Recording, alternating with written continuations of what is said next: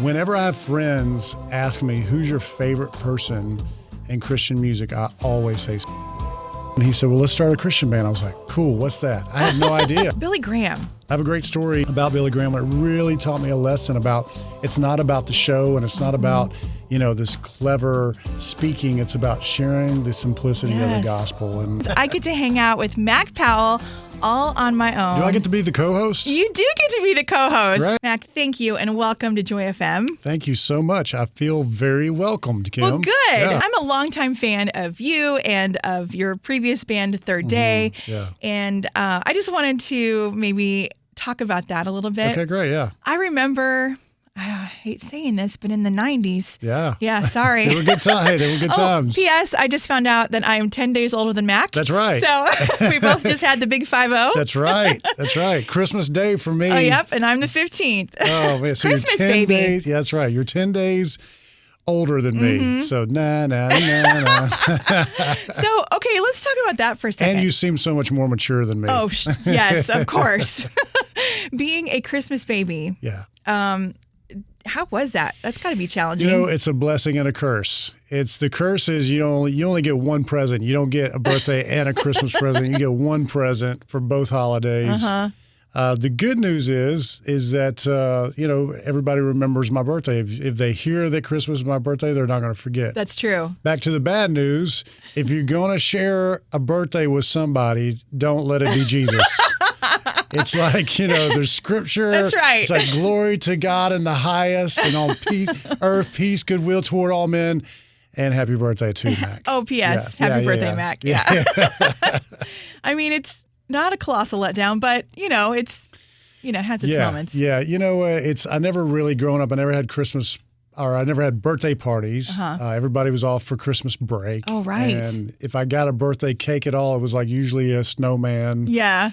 Or, Rudolph the Red-Nosed Reindeer. I didn't get like a G.I. Joe cake or something like that. Something if only cool. I knew, I would have gotten you a G.I. Joe cake. Never had a G.I. Joe cake. All right. Now texting your wife. Yes, next year. let her know. 51 is the year of G.I. Joe. That's right. I'm ready. That's awesome. So you've had such an amazing career. And I remember in the 90s, I was working at a Christian bookstore. And we used to have a poster on the wall that would say, if you like this artist, somebody mainstream, then you'll like the Christian version of it. Yeah, the version of that. Yeah. So I remember when you guys came on the scene and it was like, if you like Hootie and the Blowfish, then you'll love Third Day. Yeah. And I was so excited to be able to share you guys with people because it was just something new that I hadn't really heard in Christian music before, what you guys were doing. Yeah, we were very fortunate. We came along in a day where the labels were trying something new, and they would let some new kind of stuff be on the air and be recorded. And so I think if we'd come along a little bit before that, it would have been a lot harder for us. And I tell people all the time, if we were coming out now, I don't know if we would have the success that we had back then. It was really a lot of it was about the timing of it. And being fortunate enough to come in where people were ready to have some new sounds on Christian radio and on their records. Yeah. Yeah. I think I remember reading that, like 1 year early on, you did like 40 shows and then the next year you did like 110. Like it was just this massive uptick in being on the road. And I'm sure that was challenging for you and for your families as well. Yeah, definitely. Every time this bell rings, that's someone else liking this video. Wait on you. You make the bell ring. Go ahead. Please go ahead and like it. It'll help other people find these amazing Joy FM artist interviews. We all, in Third Day, we all started getting married. We all got married within a 2-year period. Oh, cool. If somebody got married, somebody else was getting married a few months later. Yeah. And it just went on. And my wife and I, we had dated in high school. We were high school sweethearts. Then we broke up for a couple of years. And then as soon as we got back together, we knew, all right, we're going to be together forever. So that's cool. We got engaged and married in July of '96, and we went on our honeymoon for about a week. And I came home to start the tour, and for the next 3.5 to 4 months, I was home, I think, 6 days. Wow. So yeah, it wasn't necessarily what she signed up for. It was very different. And then as things went along and everybody got married, we said, okay, like 2 weeks will be the longest that we're gone. Yeah. And then after everybody starts having a kid or two, then the 2 weeks becomes 10 days. 10 days Yeah. is the max. Then a year later, that turns into a week, 7 days, Yeah. and then 5 days. Now I'm allowed to be gone for 8 hours at the time. Well, we've got you just enough time. Right. Speaking of kids, I hear you have a daughter that just got married. Yeah, Yes. Scout, who she's 23. She got married at the end of September. And she actually plays bass guitar for me when I'm doing band gigs. That's awesome. And so, yeah, her husband plays drums for me. So we got a little family band. So last summer, she played bass. Alec, her husband, played drums. My oldest son, Cash, who's 21 now, was playing guitar for me at the time. His last show was around when she got married, around, I guess, August or September of last year. So I miss him being out on the road with us. But yeah, it's a little family band. So as a dad, like, what does that do to your dad heart to have your kids with you? Absolutely love it. Absolutely love it. In fact, one of the producers we were all out to lunch yesterday in Atlanta at home, and we ran into this famous producer who did a record of ours way back in the day, and his name is Brendan O'Brien. And Brendan's done like everything from Stone Temple Pilots to the Black Crowes to Pearl Jam to Bruce Springsteen, all this big rock stuff, right? Yeah. And Third Day. Yeah.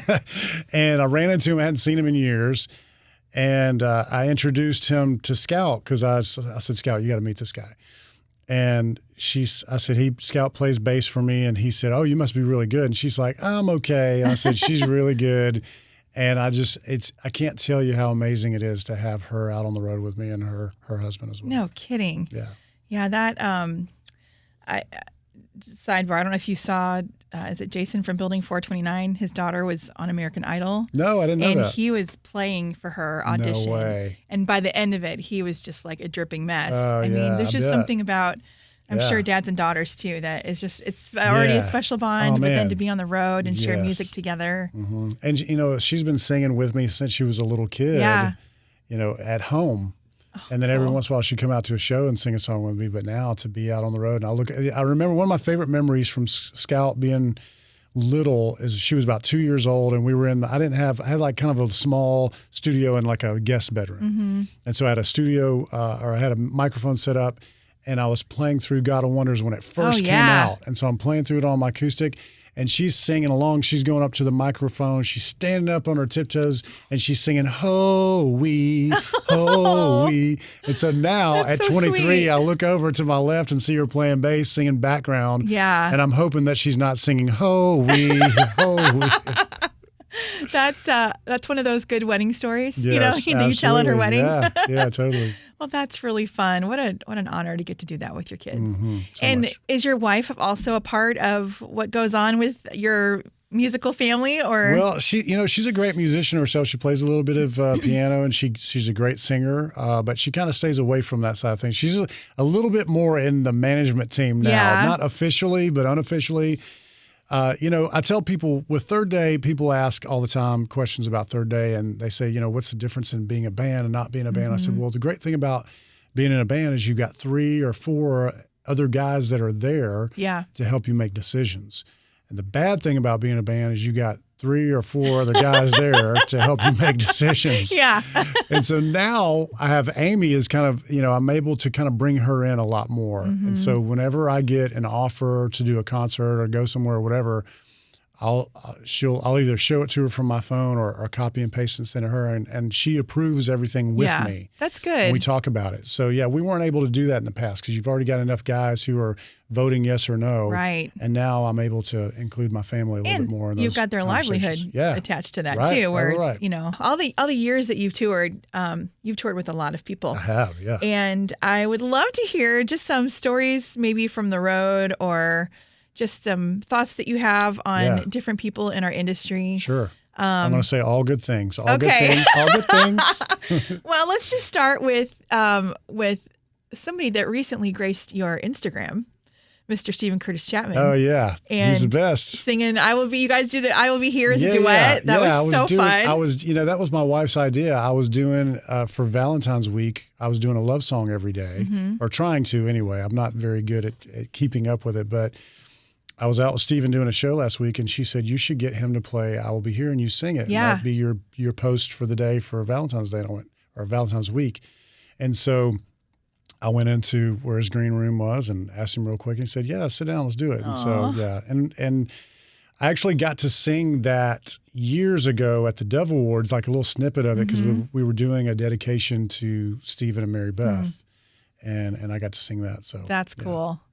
So it sounds like you've had a long friendship with Stephen. Yeah, you know what's interesting is that we had the same management team for a long time, for many years. So the first, I would say, 10 or 12 years of anybody knowing who we were, who Third Day was, we never toured with Stephen because our management wanted him to go tour, do his tour, and wanted us to go do our tour. Yes. And so we do shows every once in a while, but it was rare. And we were big Stephen fans, of course. And then finally, years later, we had different management, and we said, why don't we finally go do a tour together? And so we did an SCC 3D tour where he was in our band. He played guitar for us. Cool. And then we were his band backing him up for his songs. And so we were out on stage the whole time together. And then not too long after that, I was starting some solo stuff. So he took me out on a tour with him. We've done 3 or 4 tours together since then. And so whenever I have friends ask me, who's your favorite person in Christian music, I always say Stephen Curtis Chapman. I can absolutely see why. Yeah, he's the best. Salt of the earth. Absolutely. That's so great. That's one of the reasons why I chose to go to Anderson University, Yeah, because he went there, and that's I'm right. like, oh, Stephen Curtis Chapman went It's here. got to be good. That's right. Somebody else you've toured with is Toby. Yeah, Toby Mac. many times. And I would love, what are some of your thoughts and experiences with Toby? Yeah, well, of course, I was a big DC Talk fan. Oh, yeah. I didn't know anything about Christian music until I started listening to it. And so, a little shameless plug here, my next radio single is called 1991. And that's the year I was a senior in high school, I was about to graduate, just had all these fears of not knowing what the future held for me. I sat on the edge of my bed and started reading through the Bible. Somebody had said, hey, you should read the book of Romans. I started reading that, and God's Spirit just filled my heart. And I just knew I wanted to totally surrender to him. And so I did that. I was in this terrible garage band. And one of the guys that was in the garage band, high school garage band, was Mark Lee. And I told him I'm quitting. And he said, why? I said, well, I'm giving my life to Jesus, and I want to sing about him. And he said, well, let's start a Christian band. I was like, cool, what's that? I had no idea. That's amazing. I had no idea there was this great music modern music out there talking about Jesus. And so as soon as I started making it, I started listening to it and just fell in love with it. And we became big DC Talk fans. Yeah. And I've got great stories of seeing them through the years and going to their shows and stuff. But I remember years later when our first record came out, we did a show with them in New Jersey and at a festival, and they talked to us, and it was so cool to get to be this fan that now was a peer and got to hang out with them. And Toby, when DC Talk was disbanded, we took him out on his very first Toby Mac tour. Oh, cool. Was opening for us. Yeah. And so many great memories of going out and singing songs with him and having him come up and sing songs with us. And just one of the best. I mean, really is an amazing man. Many times out on the basketball court with him, being on his team and not on his team. Yes. And let me tell you right now, you want to be on Toby Mac's team. I remember going to the Michael W. Smith DC Talk Change Your World tour. Yeah. And I was in Indianapolis, and I remember very clearly the Lord just, however he does that, spoke to my heart and just told me, like, you're gonna be in the music industry somehow. Wow. Like, I just knew. And so it was just to now see it come to fruition, being in radio for 15 years and knowing that, like, he doesn't know it, but God used him. He was a part of God speaking to my heart that night. Well, and that's, I listen, we've talked about this. I just turned 50, and I still feel like a little kid. Anytime I'm around Toby, anytime I'm around Stephen or Michael, I got to do a tour. It was right towards the end of 2020. And it was, the only way we could tour was to do drive-in theaters where people would drive up in their cars. I remember that. And we were on stage, and they put the video up on the big screen for the drive-in. And I had done many tours with Stephen before and many tours with Michael W. But being on stage with them and, singing each other's songs the whole time, of course, I knew all their lyrics. Sure. And so I'm still, at that time I was 47, I guess. And I'm looking to my left, I'm going, there's Michael W. Smith. There's Stephen Curtis Chapman.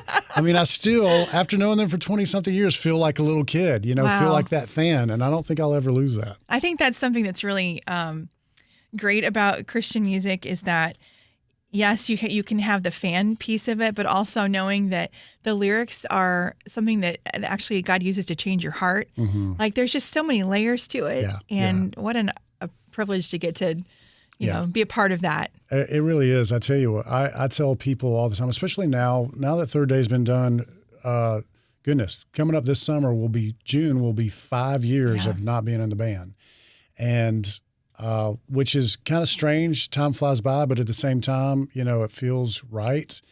And I've told people this the past couple of years, and I think they think I'm joking when I say this, but I mean it with all my heart. I tell people I'm just happy to be here. Yeah. I really am. Yeah. I'm so thankful to get to still sing about Jesus, to be with these wonderful men and women in Christian music, on the radio side, the artist side, and everything, management, all that stuff, labels. And there's just some really, really great people that love Jesus and love sharing the message of the gospel through the music, and I'm so glad to be part of it. Well, let's talk about since the almost 5 years, you've had some time in country music. And what was that experience like for you? Hey, if you ever have a question you wish we'd ask Mac Powell, drop it below. Because the next time he stops by, we could be asking him your question. It was a lot of fun. It was something that the Lord had placed on my heart and that I wanted to do towards the end of the last few years of Third Day. I wanted to kind of go do that, but never had the time to. And every once in a while I would get a couple of months off and I'd go get together a band and go play these little clubs and go to places where Third Day normally wouldn't get to play. And hopefully try to reach some people that wouldn't come to a Third Day show.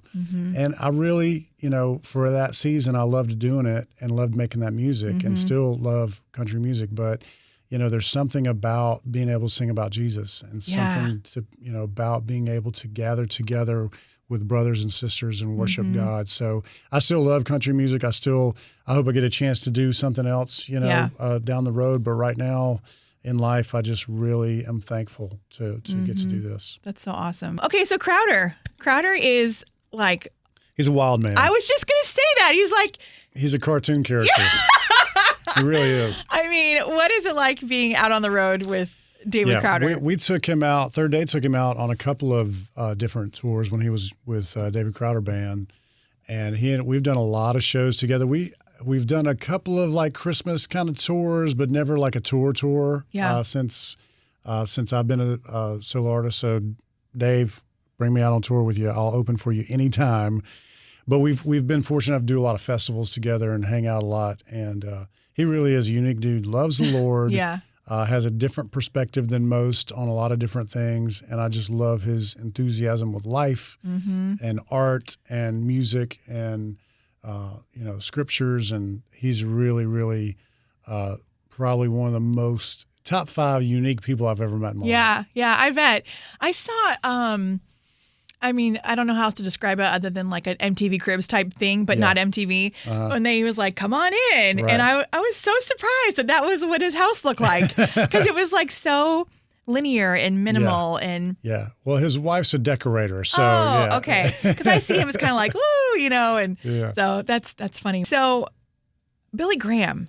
You had the, I would say probably the honor of being a part of the Billy Graham Crusades when those were going on. Yeah, we did a lot of stuff with the BGA. I don't know if most people don't know that they do more than just show up for the big crusades. There's a lot of stuff that happens with churches in the major cities that Billy Graham was going to go speak in, months in advance.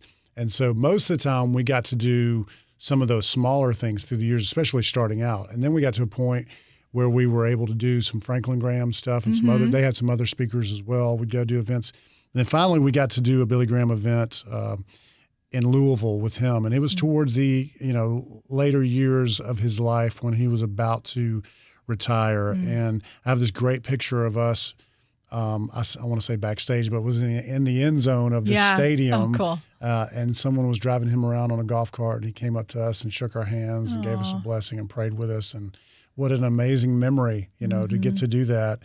And I have a great story about Billy Graham when I first, in 1991, I was telling you about my song 1991 of my testimony. So not long after that, I need to look up the date because he spoke in Atlanta at the new Georgia Dome that had been built, the football stadium. And DC Talk was going to be there playing it. And I was so excited because I'd first given my life to the Lord and I was so excited. Went down there and Billy Graham, I knew who he was, but I'd never really seen him preach a sermon before. I'd hear like little excerpts, but 30 seconds kind of things. He preached, and it was the most simple gospel message I ever heard. I was like, are you kidding me? He's going to give this invitation, and everybody knows this already. Nobody's going to come forward and respond to this at all. This is terrible.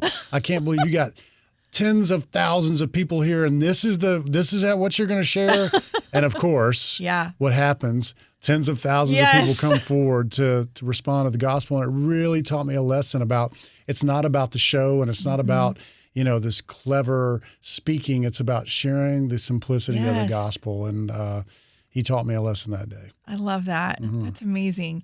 So you were in the crowd at one point in your life. Yeah. And then not too much longer later, you were performing. Right. Like what it's amazing. And it was good because it was a good balance of not being right away. Yeah. I tell people that we were a 5-year overnight success because we had our times of playing for driving 10 hours through the night to go play for a youth group in Indiana for a love offering. Yeah. And realizing that a youth group doesn't have a lot of love to offer nobody. No, they don't. And, just being able to have those hard times of driving a lot in the van and trailers, being with your brothers, all the sights and the sounds and the smells and all that stuff in a van. Bunch of guys in a van. Yes.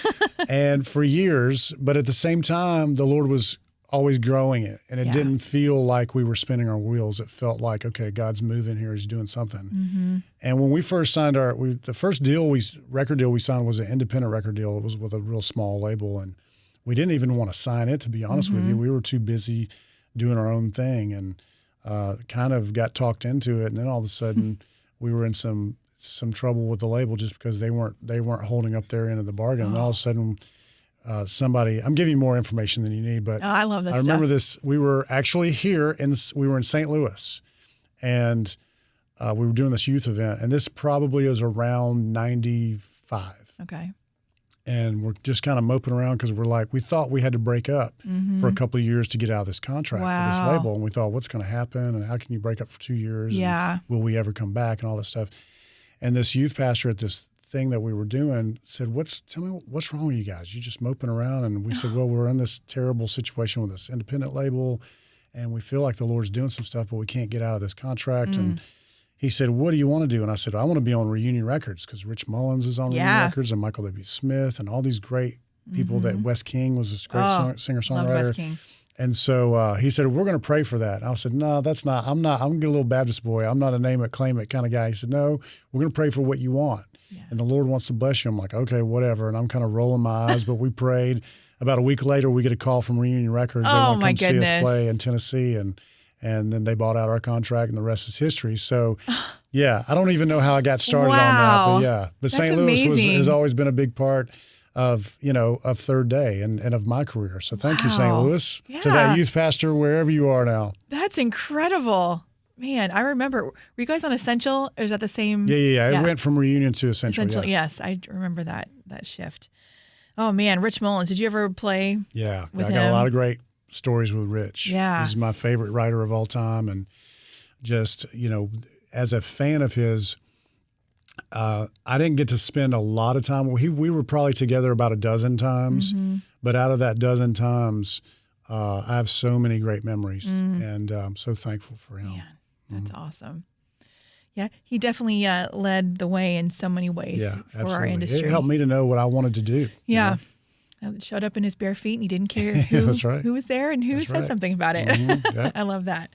Wow. Well, Mac, thank you for your time and for this great conversation and allowing the Joy FM listeners to get another look inside of who you are and just your time that you've been in this industry. It is, many people may not understand, the new listeners, maybe who are just finding out Joy FM in the last couple of years, that you and Third Day really have paved the way for so many other artists to be able to sing about Jesus and to be able to do it in a way that is relevant and meaningful and fun. Yeah, thank you. And thank you for all that you guys have done over the years. I'm just happy to be here. Hey, if you're still here and loving this conversation, you're going to love other interviews with Joy FM artists. Just click below to keep it going.